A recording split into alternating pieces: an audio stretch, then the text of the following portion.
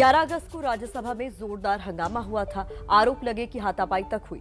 सरकार और विपक्ष ने एक दूसरे पर गंभीर आरोप लगाए और इस बीच राज्यसभा सचिवालय ने हंगामे के उस 63 मिनट का मिनट टू मिनट ब्यौरा जारी किया।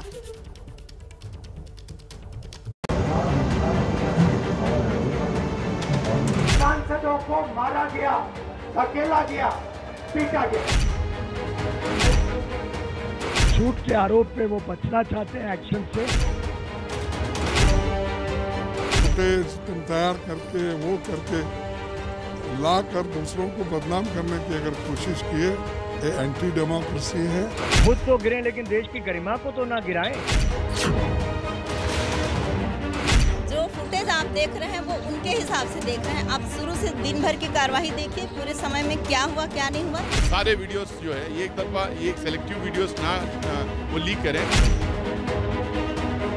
सदन की मर्यादा टूटी, हंगामा हुआ, माननीयों का नाम मारपीट से जुड़ा, शिकायत उपराष्ट्रपति तक पहुंची और सियासी आरोपों का दौर शुरू हुआ। ये सब कुछ बीते 2 दिनों में हो चुका है। लेकिन 11 अगस्त को शाम 5:45 के बाद राज्यसभा में ऐसा क्या हुआ कि हंगामा हाथापाई में बदला? जिम्मेदार कौन है और गलती किसकी है? इसी पर अब राज्यसभा ने हंगामे के उस 63 मिनट का एक ब्यौरा दिया है, बाकायदा लिखित में। और यही वो रिपोर्ट है जिसमें 11 अगस्त की शाम 6:02 से लेकर शाम 7:05 का पूरा ब्यौरा दर्ज है। इस हंगामे को 18 पॉइंट्स में समझाया गया है। रिपोर्ट के मुताबिक शाम 5:45 पर सरकार जैसे ही सदन में इंश्योरेंस बिल लेकर आई, विपक्ष के सांसदों ने हंगामा शुरू कर दिया और वेल में पहुंच गए। और ठीक 6:02 पर टीएमसी सांसद डोला सेन ने अपनी ही पार्टी की सांसद शांता छेत्री के गले में स्कार्फ का फंदा डाला और नारेबाजी करने लगी। 6:04 पर दोनों सांसद हंगामा करते हुए वेल में पहुंच गयी। ठीक इससे 4 मिनट बाद यानी 6:08 पर कांग्रेस सांसद फूलो देवी ने कागज फाड़े और हाउस की टेबल की तरफ फेंके। 1 मिनट बाद कांग्रेस सांसद छाया वर्मा ने भी पेपर फाड़ के फेंके। 6:10 पर कुछ और सांसदों ने टेबल से पेपर छीनने शुरू कर दिए। हंगामा बढ़ता देख राज्यसभा को 15 मिनट के लिए स्थगित कर दिया गया। लेकिन इस बीच राज्यसभा की रिपोर्ट में एक और चौंकाने वाला दावा किया गया है। रिपोर्ट के मुताबिक जब सदन के नेता पीयूष गोयल और संसदीय मामलों के मंत्री प्रहलाद जोशी चेयरमैन के चैम्बर से लौट रहे थे, तब टीएमसी सांसद डोला सेन ने दोनों का रास्ता रोका। दावा है कि दोनों के साथ डोला सेन ने धक्का मुक्की भी की। रिपोर्ट के मुताबिक विपक्षी सांसदों की धक्का मुक्की तब और उग्र हो गई जब कर्नाटक से सांसद सैयद नासिर हुसैन ने शिवसेना सांसद संजय राउत को सुरक्षा कर्मियों की तरफ धकेला। रिपोर्ट के मुताबिक इसके बाद केरल से सीपीआई-एम सांसद एलामरम करीम ने सुरक्षा में तैनात एक मार्शल की गर्दन दबा दी। कांग्रेस सांसद फूलो देवी ने इस बीच महिला सुरक्षा कर्मी के साथ भी बदसलूकी की और बदसलूकी के सबूत के तौर पर ये वीडियो भी सामने आया है। राज्यसभा की रिपोर्ट के मुताबिक सारी गलती विपक्ष के सांसदों की है, लेकिन कांग्रेस की जिन महिला सांसदों पर धक्का मुक्की का आरोप है, उनका दावा कुछ और है।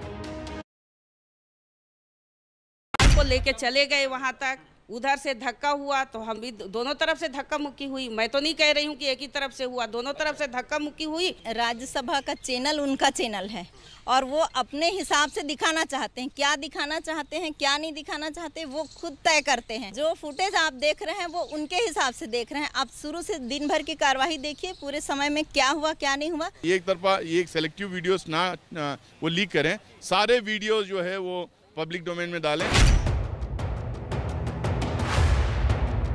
राज्यसभा में पहली बार इतिहास में, पहली बार इस देश की हिस्ट्री में सांसदों को मारा गया, धकेला गया, पीटा गया। उनको दिख रहा है कि उन्होंने जो व्यवहार किया उस पर सख्त से सख्त एक्शन जायज है, लॉजिकल है और लीगल है। उससे बचने के लिए वो अपने आप को झूठ के आरोप पे भागना चाहते हैं। विपक्ष का आरोप ये भी है कि मार्शल्स को बाहर से बुलाया गया था। लेकिन राज्यसभा सचिवालय ने आरोपों को खारिज किया है। हालांकि ये जरूर माना है कि हालात को संभालने के लिए मार्शल्स की अधिकतम संख्या 42 तक पहुंची थी। एक इंक्वायरी ऐसी होनी चाहिए, जो मार्शल्स अंदर आए थे, जो महिला मार्शल्स अंदर आए थे, वो कहाँ से आए, इतनी संख्या में कैसे आ गए। वहाँ तो सदन में हमको मालूम है कौन से लोग ठहरे हुए हैं, कौन से लोग रोज मिलते रहते हैं। तो ये लोग कहाँ से आ गए, इसकी इंक्वायरी होना चाहिए। कौन उनको अंदर बुलाया। 12 महिला मार्शल्स और 18 पुरुष मार्शल्स, कुल 30 मार्शल्स, 18 मेन पुरुष 12 महिलाएं, सिर्फ 30 मार्शल्स डिप्लॉय हुई थी। और उतनी जरूरी थी क्योंकि इतने बड़े प्रहार के सामने, और ये प्रहार 9 तारीख को आप सबने देखा था। अनाप शनाप झूठे आरोप आज लगाने की कोशिश कर रही है कि आउटसाइडर्स वो not part of parliamentary security वो ब्रॉट इन। और इस खबर पर बात करने के लिए हम सीधा रुख करेंगे। हमारे साथ एबीपी न्यूज संवाददाता नीरज पांडे इस वक्त मेरे साथ सीधा जुड़ गए। नीरज, ये मिनट टू मिनट का जो ये 63 मिनट का जो ये ब्यौरा दिया गया है, क्या लग रहा है आरोप और प्रत्यारोपों के बीच ये कितना इस प्रकरण को साफ कर रहा है? देखिए, ये जो मिनट टू मिनट दिया गया है वो राज्यसभा सचिवालय ने तय किया और अपने सेक्रेटरी जनरल को दिया है। दरअसल जब भी प्रोसीडिंग होती है, जब भी कोई इस तरह की घटनाएं होती हैं, तो उस समय वहाँ सदन के अंदर क्या क्या कुछ हुआ, राज्यसभा सचिवालय अपने आप में एक रिपोर्ट बनाता है और रिपोर्ट प्रस्तुत करता है सेक्रेटरी जनरल के सामने, ताकि सब कुछ रिकॉर्ड में रहे। और इस समय तो जो कल 11 तारीख को हुआ वो अपने आप में बहुत ही अमर्यादित था, चाहे वो पक्ष की तरफ से रहा हो, विपक्ष की तरफ से स्थितियाँ क्या भी रही हो, लेकिन जो सदन में देखने को मिला निश्चित रूप में वो कहीं ना कहीं बहुत ही दुखद रहा। तो ऐसे में जो राज्यसभा सचिवालय है उसका तो धर्म बनता है कि एक एक मिनट का अपनी रिपोर्ट तय करे और वो सेक्रेटरी जनरल के सामने प्रस्तुत है। तो दरअसल ये वही रिपोर्ट है जो सदन के अंदर हर मिनट में क्या क्या हुआ, किस सांसद ने क्या कुछ किया, उसकी एक विस्तृत रिपोर्ट बना के जो डायरेक्टर सिक्योरिटी हैं वो रोज की रिपोर्ट, ये कोई एक दिन की बात नहीं है, रोज की रिपोर्ट बनती है उस दिन की स्पेसिफिकली। इसलिए इस रिपोर्ट का महत्व बढ़ जाता है क्योंकि घटनाएं इतनी तेजी से घटित हुई कि सत्ता पक्ष और विपक्ष दोनों सदन से बाहर निकलकर सड़क तक आ गए। यानी दोनों लोग वाइस प्रेसिडेंट के हाउस गए, कांग्रेस ने प्रदर्शन किया। तो ये इस रिपोर्ट का रिलेवेंस और बढ़ जाता है क्योंकि सदन से निकलकर मामला सड़क तक आ गया। और ये मामला नीरज शांत इसलिए भी नहीं हो रहा है क्योंकि विपक्ष की ओर से ये भी आरोप लगा दिया गया कि राज्यसभा टीवी सरकार का है, तो उन्होंने अपनी जरूरत के हिसाब से इस पूरे मसले पर वीडियो जारी किया है।